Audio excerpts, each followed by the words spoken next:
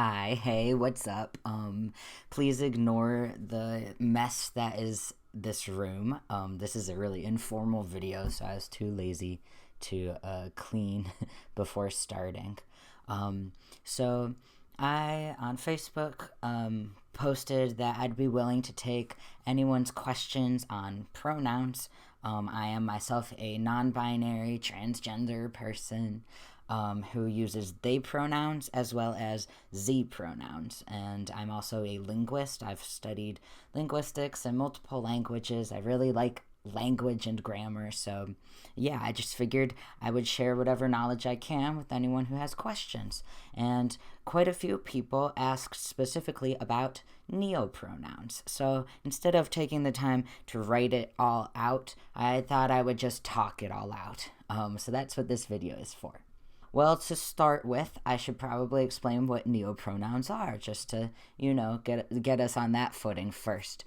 So, pronouns in English or any language are words that take the place of a noun. For instance, if I say something like, Leah is my wife, she is my wife, she is a pronoun.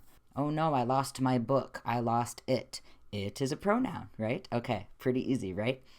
But when we're talking specifically about like transgender and non-binary stuff, we are talking specifically about personal pronouns, the pronouns that we use for persons. And so she is a personal pronoun because it modifies my wife, who is a person. Pretty simple stuff. And most people who don't know anything about non-binary stuff would assume that the two options English has for these pronouns is in the third person, that is she or he, right? You can use she, her, hers, herself, or he, him, his, himself. And then a good number of people are a little more knowledgeable than that, are aware that some people also use they pronouns. So, for instance, using myself in a sentence, Avery is cool. They love language. Two cats live with them. But yeah, they pronouns, he pronouns, she pronouns, those are not neopronouns. Neopronouns, you might, if you know anything about prefixes, neo means new, and then pronouns. So they're pronouns that are fairly new, right? That he, she, they, these have been around in English for centuries and centuries and centuries. Whereas neopronouns have been invented relatively recently. Most of the ones that we have on record are from the 1900s or the 2000s. And typically for the purpose of describing someone who doesn't fit into the binary categories of male and female. For this video, I'm going to talk about how they're used particularly by non-binary people, trans people, gender non-conforming people, but there's also a cool history of neopronouns being used, for instance, in a lot of science fiction stories. And I'll give links where you can read up on all of that for yourself. But yeah, so neopronouns are sets of pronouns that for the sake of our conversation, have been invented by various people to help describe their gender better than he, she, they, or any of those succeeds in doing for them. So here's the first question. Is there a canon of neopronouns, and is it open or closed? So basically, is there like a set, is there a list of neopronouns you can go to somewhere online that will show you every neopronoun that there is, and there's never going to be any new ones if it's a closed canon, right? The answer is no, because, there's no one organization of trans people making dictionaries and they get it all in there, and and there's prescriptivism about what neopronouns are legitimate ones and which ones are fake and all of that. It's just people coming up with words that fit them. And say, for me, I like z pronouns. I did not make those up. Somebody else several decades ago made them up, and I said, ooh, I like those, I'll take those, use them for me as well. But if I had decided, I can look at this long list that I found on Google, a long list of neopronouns, and none of them work for me. Well, here's the good news. I have a brain, I have creativity, I'll just make up my own and I can come up with a brand new set of pronouns. So yeah, there's not a canon of neopronouns, but there are ones that are more commonly used than others. The ones that I use, Z here, or alternatively Z them or Z zir. That's one of the more common sets of neopronouns. Some other common ones include am and fey fair and zem with an X instead of a Z, or spell ZIE instead of ZE. So just some spelling differences. And if you're like, oh my gosh, how do I know how to use these and pronounce them and all that? I'll get to that later on in this video. But yeah, so you can definitely Google and find more common ones. But if someone tells you that they use a set you've never heard of or you can't find on Google in a list, it's still legitimate. They're legitimate pronouns. And so another question asked is, can you share some of the reasons non-binary folk might use neopronouns over they, them? Well, there's a really simple answer that is not very, it's a bit more subjective, and it's just that they feel like a person might decide that just like they don't like being called she, don't like being called he, maybe they also don't like the feel of being called they. And so they avoid all those pronouns for themselves, and instead say, oh, well, you could call me Z instead. So yeah, it's honestly, the main thing is it's just a feeling thing, right? What feels good when you hear people talk about you? Does it feel good to hear them use this set of pronouns instead of this one? I mean, think about it this way. I bet there are some sets of pronouns that you would be uncomfortable being used for you. For instance, so say you're a cisgender man and someone starts calling you she one day. You probably, maybe not. Some people are chilling and are like, cool, whatever. But you might be like, hey, what gives? Why are you calling me she, her? I use he, him pronouns, and that hearing she, her for me just feels weird. So you probably get that, right? And so yeah, just extend that to thinking there might be people for whom she and he and they all feel weird to them. Or perhaps just that Z or Faye feels more correct to them. So yeah, that's the subjective answer, but we can also talk about some more, I guess, objective reasons as well. One reason someone might choose neopronouns over they pronouns is that they like that neopronouns keep the same sort of grammatical structure when you conjugate verbs with them that she and he do. So one of the big arguments that is bad, transphobic, bad, not even grammatically correct argument against they pronouns for people is that it's plural. You can't use a plural pronoun for a singular person. And again, I could rant about that all day, but the point here is, hi Nerese, my cat just joined us.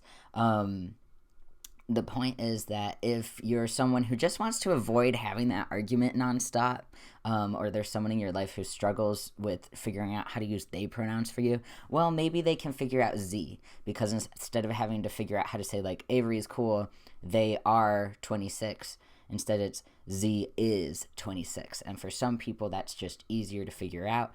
I don't personally understand why that's easier, but for some people it is. So hey, whatever. For instance, I am thinking of a friend of mine, Chris Page, who has a book out called Otherwise Christian. It's amazing. If you are a Christian or a person of faith in general, honestly, it's a great read. But they have a chapter where they talk about how their daughter had trouble figuring out they pronouns for Chris at first. And so their daughter finally was like, oh, can I just call you Zay? So basically, this daughter invented a new neopronoun for Chris to use. And so Chris was like, oh yeah, you could call me Zay. I like that.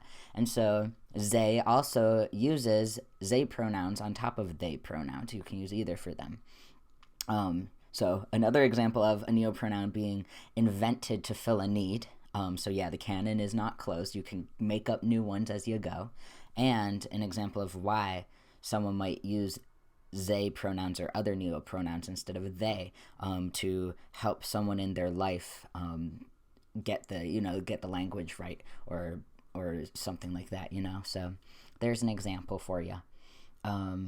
Another more sort of theoretical idea, and this is one of the reasons I like having a set of neopronouns that I invite people to use for me. Not that anyone ever does, but I like it. I like having neopronouns, is because I like the theory that some people have for why using them, and that is they them pronouns are considered gender neutral pronouns, right? They're genderless. They're filling a need in English in that typically for pronouns we've got she pronouns are considered feminine, he pronouns are considered masculine, and so people think of they as something that is neither, which means that even though they them pronouns, gender neutral pronouns, are used to escape the binary, right? They're used by non-binary people a lot of the time. They still are connected to the binary, the binary gender system, because, and I'm going to word this really badly. I think I pulled up something, so let me find it really quick. Someone who words it better. Even our neutral pronouns have a basis in the binary system of using gender as the main identifier, because neutral is generally used to mean on the same spectrum but between two poles. Think about it. Every pronoun we use to speak about someone in the third person is gendered or derived from gender in some way. Now, you don't have to think about they pronouns that way. Obviously, like, I don't personally think of them that way, but I do think it's an interesting idea for people who really want to get as far away from the gender binary, even the association with it, as possible. Neopronouns might help them do that. And one reason is that neopronouns, they're whatever the user who uses them wants them to be. So this person says, saying you use am self pronouns is like taking a linguistic step away from the gender system.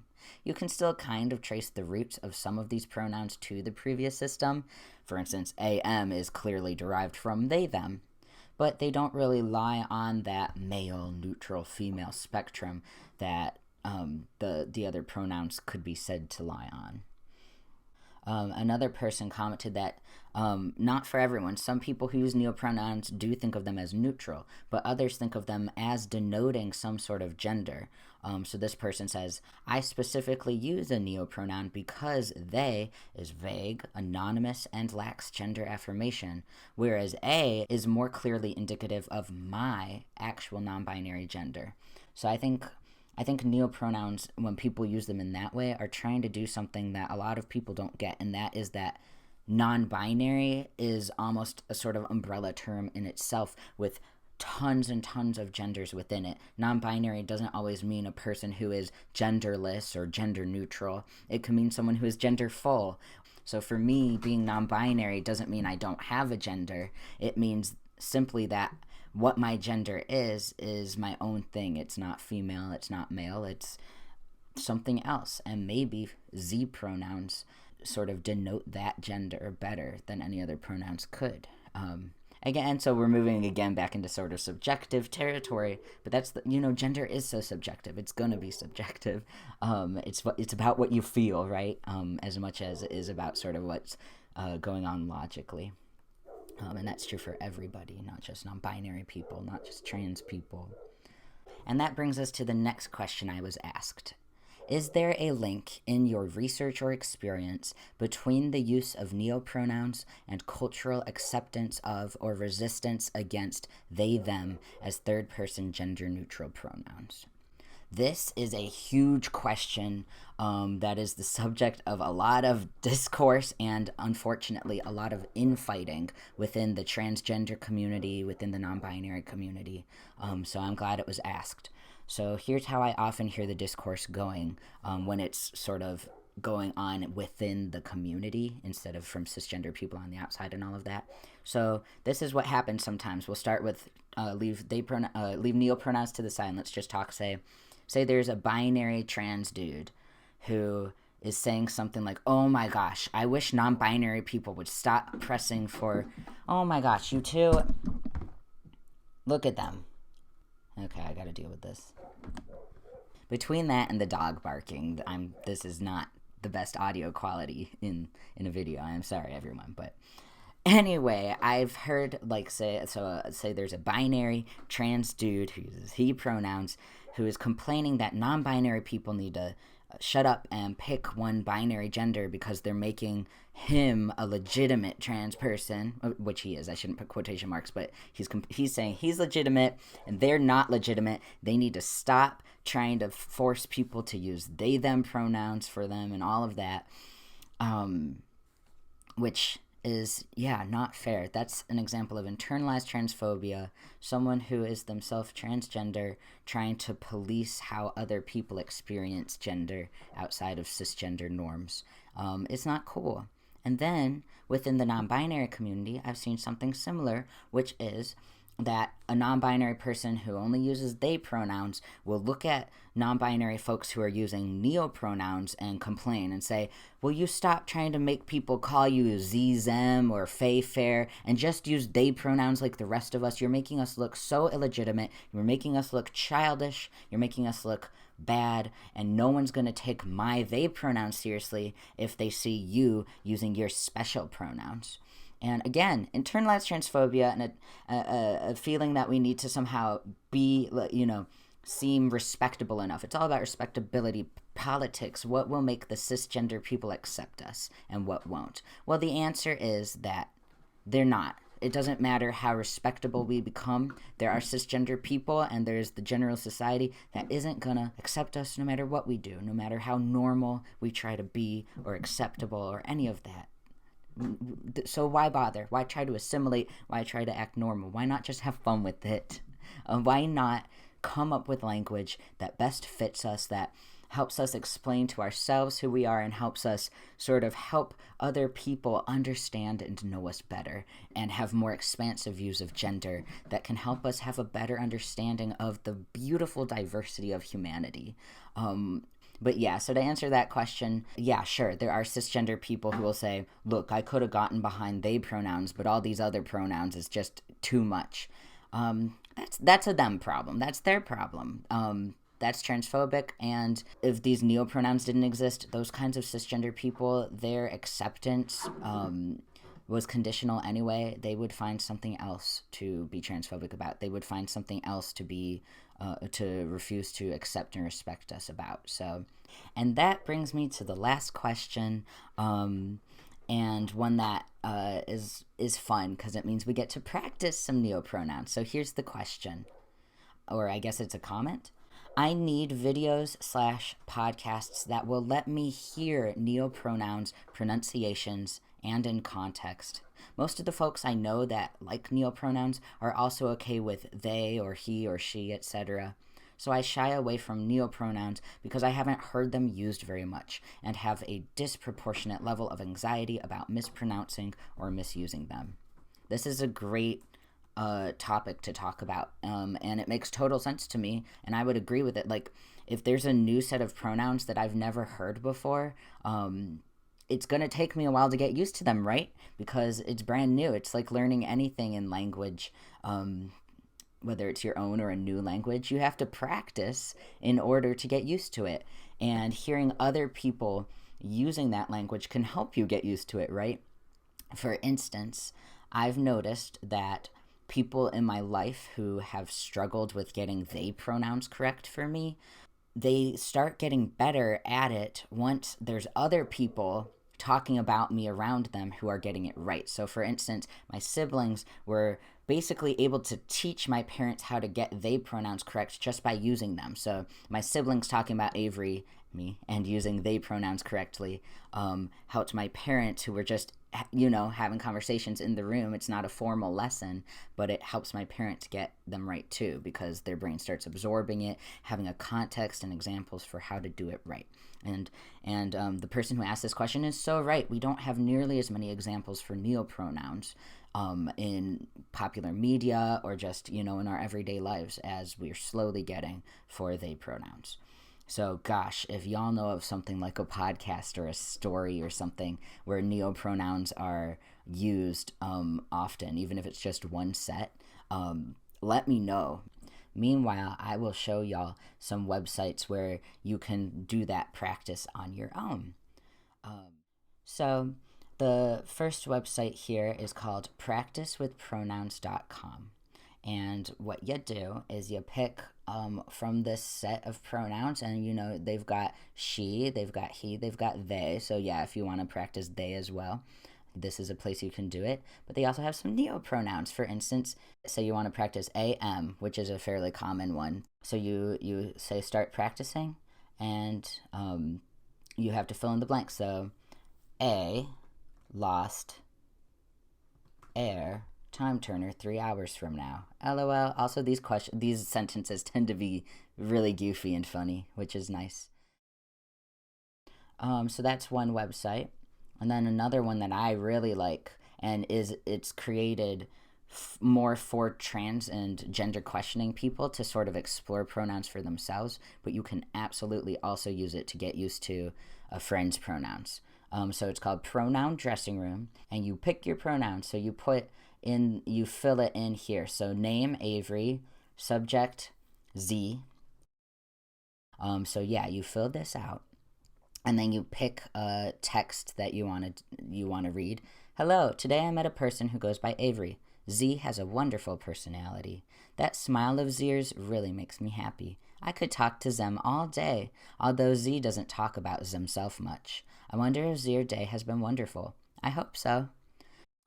So yeah, that's the pronoun dressing room, and I'm going to do a separate video for this person who asked for examples of people just reading normal books or whatever, you just reading things that use neopronouns. I'll do a separate video where I do that because I don't know such a thing.